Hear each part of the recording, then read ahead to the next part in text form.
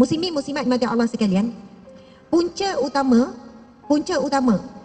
runtuhnya sebuah rumah tangga, punca utama adalah iman. Inilah fokus kepada perbincangan pada malam ini, muslimin muslimat sekalian. Kalau nak cerita tip berkenaan dengan rumah tangga, tuan-puan lagi berpengalaman. Semua dah lalui dah cuba macam-macam tips dah. Kita sebagai umat Islam dan orang beriman, apa saja yang kita buat mesti berkait dengan iman. Punca rumah tangga bahagia atau tidak mesti berkait dengan iman. Contohnya, pasangan suami isteri. Boleh jadi bila dalam keadaan tidak ada ujian, dua-dua pasangan suami isteri sangat berat untuk bangun malam. Sangat berat untuk bangun malam, tahajud. Sangat berat. Suami dah nak bangun malam, isteri pujuk-pujuk, tarik-tarik selimut. Kalah suami dengan pujukan isteri. Isteri nak puasa, suami kata tak yalah, tak apalah, sunat je. Tak kuat dengan ibadah-ibadah sunat. Ibadah wajib, kebanyakan kita buat kerana wajib. Dan kalau tak wajib, mungkin tak buat. Solat 5 waktu sebab wajib, sebab itu kita paksa diri kita solat. Boleh jadi kalau sunat, Zohor tak ada orang kot semayang. Sebab makan tu lebih seronok. Maka bila kita menjadi hamba Allah yang taat, kita akan taat perintah wajib. Tapi bila jadi hamba Allah yang saleh, yang baik, kita akan buat juga ibadah-ibadah sunat. Apabila aktiviti-aktiviti ibadah sunat semakin kurang dilakukan dalam sebuah rumah tangga, kurang solat sunat, kurang puasa sunat, kurang bersedekah, kurang membaca Al-Quran bersama-sama dan sebagainya, maka iman rumah tangga itu semakin menurun. Bila iman semakin rendah dan semakin menurun, ujian datang tak besar pun, rumah tu terus bergelora dahsyat. Ujian yang datang tak berat pun, sebab itu kita sebut ujian menguji keimanan. Betul atau tidak? Kalau iman tu kuat, walaupun isteri tersebut akhlaknya buruk, suami boleh bertahan. Ada satu kata-kata seorang ulama, dia diuji dengan akhlak buruk seorang isteri. Seorang ulama ni diuji dengan buruknya akhlak isteri, bukan buruk yang biasa. Lalu bila ditanya bagaimana dia boleh bertahan dengan akhlak buruk si isteri ni, bahkan boleh jadi orang tahu buruk perangai isteri ni sampai orang kampung mungkin bercakap lah. Boleh jadi sampai orang cakap, Dayus, sampai macam tu sekali dia boleh bertahan. Contohlah, wallahu alam bagaimana buruk perangai isteri sampai orang boleh bertanya. Lalu apa yang dia jawab? Kenapa dia boleh bertahan? Dia kata, kenapa dia boleh bertahan? Yang pertama, dia menerima ujian Allah daripada isteri ini kerana itulah jalannya untuk mendapat pengampunan Allah. Boleh jadi Allah uji isteri ni menguji dia sabar ni kerana dosa-dosa saya yang lalu. Dosa-dosa saya yang lalu, kesilapan-kesilapan saya, maksiat saya lakukan daripada sejak saya balik sampai sekarang. Maka Allah datangkan ujian daripada isteri, lalu saya sabar, moga saya dapat pengampunan daripada Allah. Yang kedua, dia kata dia bertahan. Boleh jadi kalau saya ceraikan isteri dan saya kahwin dengan perempuan lain, lalu Allah uji saya dengan akhlak yang lebih buruk daripada ini. Maka begitulah juga daripada seorang wanita. Daripada seorang wanita, perkara yang sama kita boleh fikir. Hari ini penceraian menjadi biasa, betul atau tidak? Banyak suara yang sebut, sebab saya dulu punding cara rumah tangga, kaunselor rumah tangga. 4 tahun saya jadi ketua unit runding cara. Balik kerja, suami jadi mangsa. Tuan-tuan, suami saya jadi mangsa. Sebab apa? Mula-mula saya kerja masa tu anak baru masuk 2. Lepas tu anak kami sekarang 7. Kita baru usia perkahwinan dan 2-3 tahun. Yang datang mengadu masalah, kes-kes berat. Penderaan, macam kes-kes macam ni, banyak. Kes yang teruk-teruk, dera, muka pecah, bibir koyak apa semua, dahsyat-dahsyat. Suami bawa balik ke rumah pasangan, depan anak isteri, isteri bawa balik pasangan, depan suami. Kes yang pelik-pelik sangat akhir zaman ni. Bila ada kes yang trigger ketakutan kita, kita jadi ketakutan, faham tak? Balik suami kena bagi warning. Bang tadi kan, kalau awak buat macam tu, kalau awak gini, suami jadi mangsa. Tapi lama-lama dah immune dengan kisah-kisah rumah tangga, masalah-masalah rumah tangga. Cabaran ketika itu, pengalaman kita tak banyak. Kita baru kahwin 5 tahun, nak nasihat orang kahwin 20 tahun, 30 tahun. Ada pakcik-makcik 60-70 nak bercerai. Dah ada cucu dah nak bercerai. Cabarannya adalah apabila ada banyak suara, tak bahagia, cerai je lah. Betul atau tidak? Kalau dah tak tenang, cerai je lah. Dah tak sefahaman, cerai je lah. Carilah bahagia sendiri.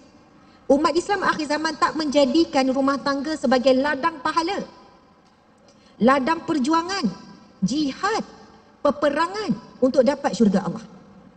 Bila tak letak iman sebagai dasar sebuah rumah tangga, Maka bila datang ujian, tak nampak ia adalah ruang untuk sabar, untuk redha, untuk bersangka baik dengan takdir Allah, dan tak jadikan ia sebagai motivasi untuk dia jadi pendakwah.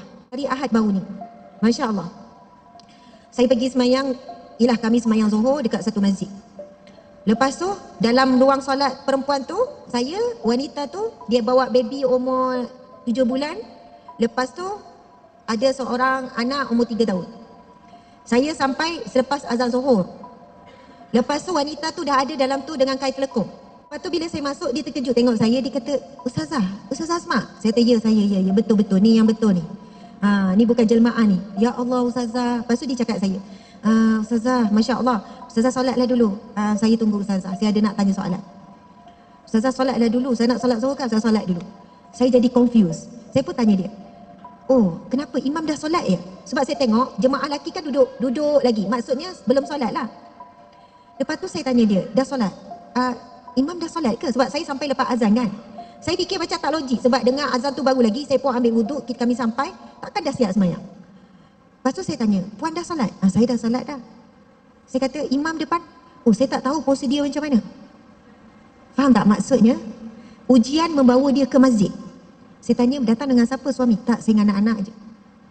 Dia dalam proses nak minta cerai dengan suami. Ada orang di kalangan kita ni tak pernah datang masjid. Sampai tak tahu pun, walaupun dia datang sebelum Zuhur, dia tak tahu rupanya tunggu imam untuk solat sama-sama. Saya kata, dek, kita tunggu imam. Oh, macam tu ke? Patutlah saya tengok orang lelaki duduk je. Dia orang tak semayang-semayang, rupanya tunggu imam. Oh, okey. Faham ya? Bukannya dua negara, bukan orang ni, orang yang lahir-lahir Muslim ni. Masya Allah, Allahu Akbar. Saya kata, tak apa dik, kamu tunggu ya. Lepas tu bila borak sekejap, sebab kita pun kejar masa. Lepas tu dia kata, Ustazah, saya baru belajar pakai tudung. Adik-adik pun tak pakai tudung lagi. Jadi kita dah faham background keluarga. Lepas tu dia kata, Ustazah, salah ke saya dah minta cerai dengan suami? Saya kata, sebab apa nak minta cerai? Anak ada baby ni 7 bulan. Ada anak kecil perempuan pula 3 bulan, comel-comel. Wanita ni pula Allah kurniakan wajahnya, subhanallah, saya boleh katakan sangat indah. Lepas tu saya kata, kenapa dik? Suami tanggungjawab. Apa masalah? Suami suka tengok perempuan lain dalam telefon. Tengok benda-benda tak senonoh. Paling utama Ustazah, suami saya tak semayang. Lepas tu saya kata, kamu macam mana? Saya sedang belajar penuh semayang, tapi subuh selalu tinggal juga. Pengalaman saya jadi pendidikan rumah tangga, punca utama penceraian memang ada kaitan dengan solat. Walaupun yang datang mengadu, dia buat aduan, Ustazah nak berpisah sebab tak sefahaman, sebab itu, sebab ini, sebab macam-macam lah.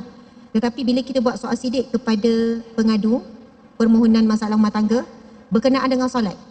Soalan yang wajib saya akan tanya, sepanjang 4 tahun saya bertugas perunician rumah tangga, kes sehari dalam 6 kes, 5 kes, 4 kes, soalan yang wajib adalah saya akan tanya bab solat. Solat suami, solat isteri. Walaupun mereka tak katakan pun punca utama adalah solat.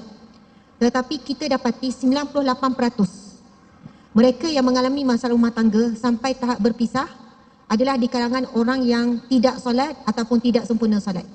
Namun kita tak boleh buat ukuran. Kita tak boleh terus menilai, oh berpisah mesti sebab tak solat tu. Maksudnya ada lagi berapa peratus, 2% je, sikit sangat, suami jaga solat, isteri jaga solat tapi tetap berpisah. Namun daripada kajian saya sendiri dan tim 4 tahun kita buat statistik, yang sampai berpisah masalah sekian-sekian ada kaitan sama ada salah seorang tak jaga solat. Kita tahu as-salatu imaduddin, solat adalah tiang agama. Faman aqamaha faqad aqamaddin, barang siapa yang mendirikan solat maka ia akan mendirikan agama. Faman tarakaha faqad hadamaddin, siapa yang meninggalkan solat maka dia sedang meninggal dan meruntuhkan agama. Ad-din juga membawa maksud cara hidup ataupun hidup. Ad-din itu maksudnya hidup. Siapa yang meninggalkan solat, siapa yang mendirikan solat, ia sedang mendirikan kehidupannya. Bila dia meninggalkan solat, dia meruntuhkan kehidupannya. Bukan agama saja, kehidupannya juga akan runtuh. Jadi bila wanita ni cerita, saya kata suami bertanggungjawab. Ni wanita muda, umur tak sampai 30 ni. Suami bertanggungjawab dari segi nafkah. Tapi masalah akhlak yang buruk iaitu melihat maksiat melalui telefon. Maksiat melalui telefon. Hari ni kalau buat kajian, ramai, tak tahulah berapa persen, lelaki dan perempuan melakukan maksiat melalui telefon. Betul atau tidak? Maksiat mata dengan memandang sesuatu yang haram.